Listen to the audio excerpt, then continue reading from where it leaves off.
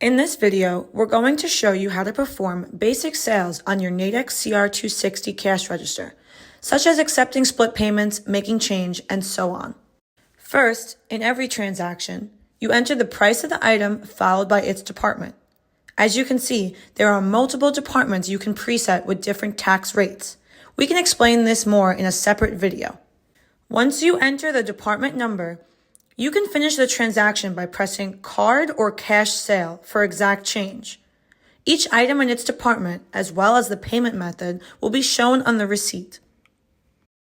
Next, let's say the customer pays with a larger bill and needs change. We first enter all the items and their department.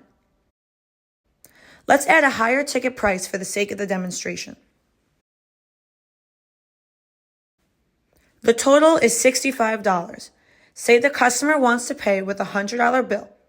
We enter 100 followed by the cash button. Once we do this, the register will reflect the amount received, in our case, the $100 bill, as well as the amount of change owed to the customer. The secondary viewing display will show the amount of change owed, which is $35. We can see on the receipt that it shows each item in its department, as well as the amount of cash received, the change owed, and the total. Now, what happens if you have more than one of the same item? If we want to ring up multiple of the same priced item, we first enter the quantity amount. For our example, 5, followed by the X button. After the quantity is entered, we then ring up the item and its department. As we can see, we have 5 like items for $10 in Department 1, totaling $50. You can continue to ring up the rest of your sale, and once the transaction is completed, your receipt will show the repeat quantity and the price of the items. Now, let's say we're going to complete a transaction accepting split payment between cash and card. The customer wants to pay some cash before charging the rest on their card.